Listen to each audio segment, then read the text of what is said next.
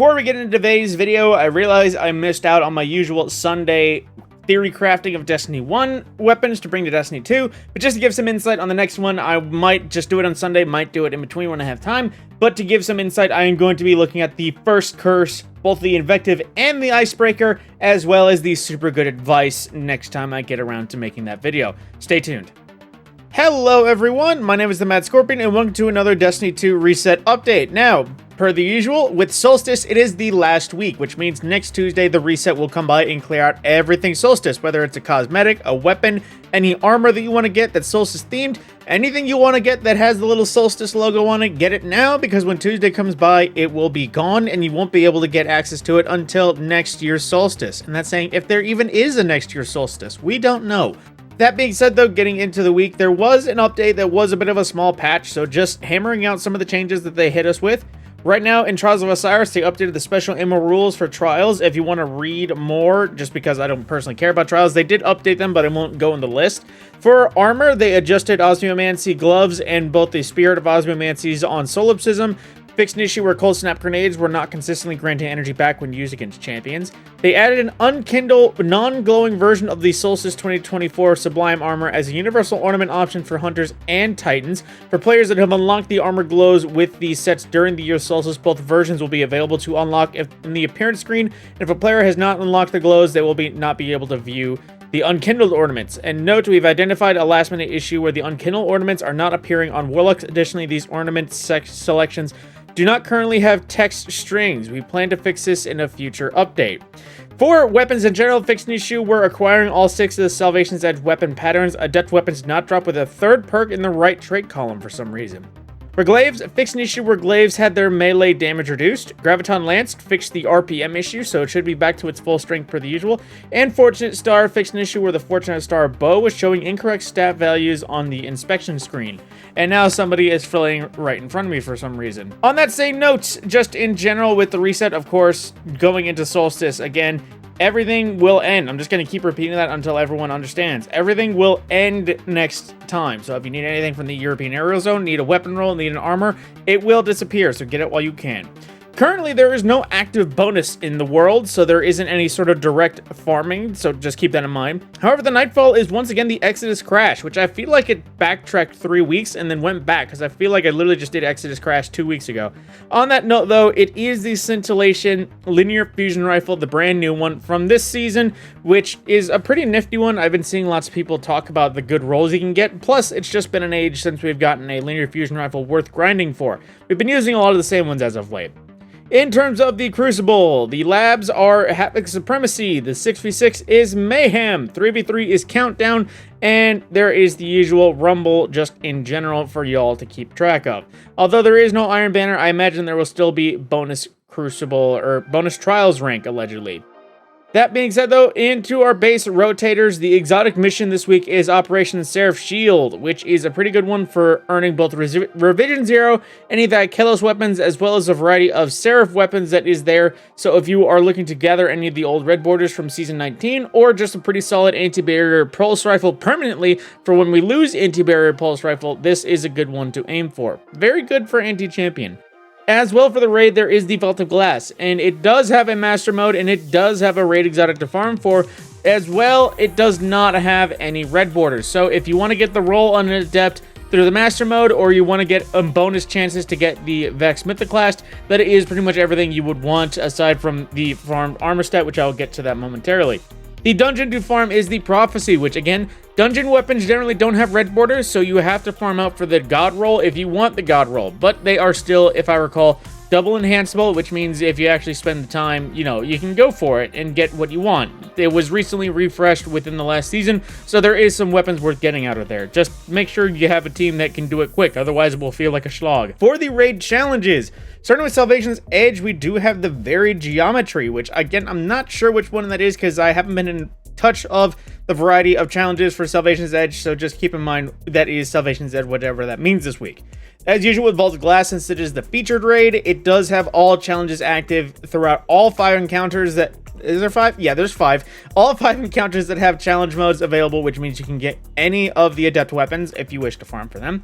Quota's End is still broken and does not have a challenge for some reason.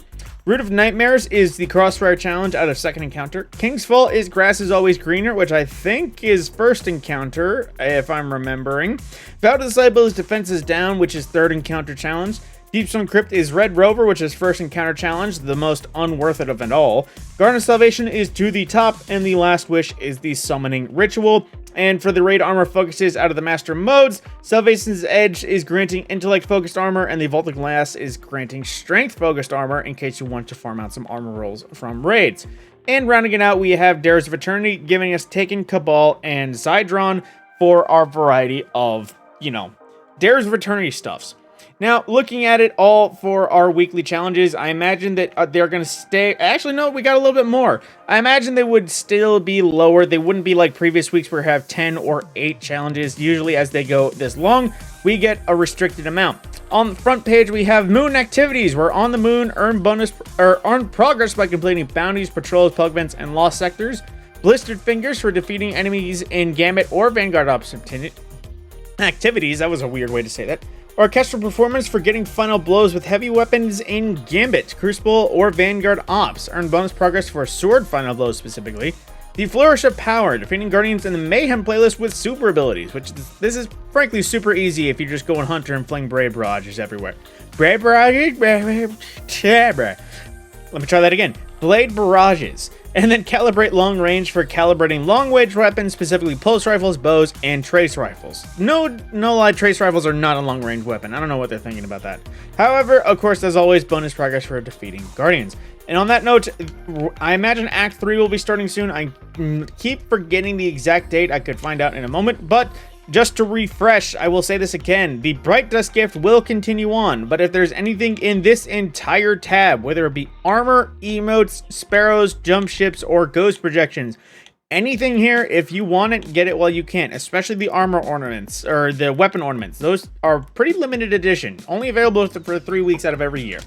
But on the front page for our Bright Dust, Tangerine Gloss, which is one of those ones that I remember being a quite nice one. It definitely makes it look like an orange, although looking at the call right here on my arm, it does look a little bit better on weapons, and I think the Pale Heart weapons might shine a bit more. The Regal Daring, also from Solstice, which is just another one of those clean-looking shaders in case you just wanted your Guardian to look like they would be defending a king. Then the Bivalve, or Bivalve projection, I'm assuming it's a pearl and an oyster. I'm not sure what the name references, but that definitely looks like a pearl and oyster, but it's a projection, something to ignore. And with the crab cycle, for everyone who wants to give them the clamps, because it has some pretty big pincers up on top. But another themed sparrow just for the eye of the year, or I'm not sure exactly what it's saying, but just for the specific time of the year. And we also have the Guardian Pride, which I imagine is just you holding your little character's sigil, which I imagine this was an emote that you would want during Guardian games, but for some reason it is a Solstice one, and of course it changes for every character that holds it. Into the main store, we have Tangerine Gloss again, so skipping past that. Oiled Algae, which I remember being not that oily in perspective. Looking at it, it kind of shows, but because it is all lighter shaders, it doesn't exactly show. But, that's something to keep track of. As well as Bruised Blush, which is one of those ones that definitely looks like it would be a My Little Pony character if it was to be on anything. It's a pink and a blue, but oddly with some diamond-plated looks to it. Or diamond-plated texture, that's what it is. And lastly, we have the Golden Age Wine from Season 10, which looks Callus-themed, but not Callus-themed at the same time. But keep in mind, I imagine somebody could pull this off on any armor. It does look quite good as a combination, it's just not preferable for me. We have the Beach Ball Transmat effects, moving into Transmat, which is very Solstice. It's just, again, you popping out of a beach ball. The Cabal Shield Breaker, which is you popping out of what doesn't look like a shield, it just kind of looks like Cabal effects. The Baroque entrance, which, if I remember, this was a Dawning entrance that was just recolored and made to Solstice, actually looking at it. And for some of our big ticket items, the lovely look from Solstice, which, man, I imagine there's going to be a lot of people using that in Crucible for some reason. The Solar Reverence, which is the Praise the Sun reference from Dark Souls, that's what it is. Well, it's a weird Praise the Sun, because Praise the Sun doesn't go in a circle like that, and it doesn't really end. Then there's the ramen shop Rambler, which I think is new this year, which is basically just a mobile ramen shop jump ship, if you actually want it. Keep in mind, this is a jump ship, not a sparrow. I think more people would prefer this on the ground. Legitimately, if I had a mobile ramen shop as a sparrow, it might replace whatever sparrow I'm running right now. All right, it's the skimmer. The Sunny Day Shell, which is a plush sun for our little ghost. It is mega cute. It even has a little plush tag. It's just mega cute. Just leave it at that. The Surfer's Friend, which is weird that it's labeled the Surfer's Friend, considering it looks like the Mystery Machine, which they weren't surfers. I'm not sure the disconnect there, but, you know, it's still a pretty cool-looking theme sparrow, although it's weird that it looks like it has 2 razor blades on each side that look a little bit too nighty for a surfer fan. I digress. I'm examining it too much. And the Raging Lepus, or Lepus, I forget how to exactly say that, but a nice black and red ornament for the Jade Rabbit, all the way back from the first year of Solstice. A excellent-looking shader for, you know, one of those guns that you just don't think about that often until you're randomly killed by it in Crucible or Gambit. Then, lastly, as always, and least, the Sandcastle projection. Unless you want to take your ghost to the beach, I just recommend leaving that out. With that, I am going to, of course, end it here, because that is the reset update. That is all I really have for you in this video. Again, I am trying to streamline this process, keep it even, hopefully keep this generally under 10 minutes if I can. But with that, I will see you in the next video.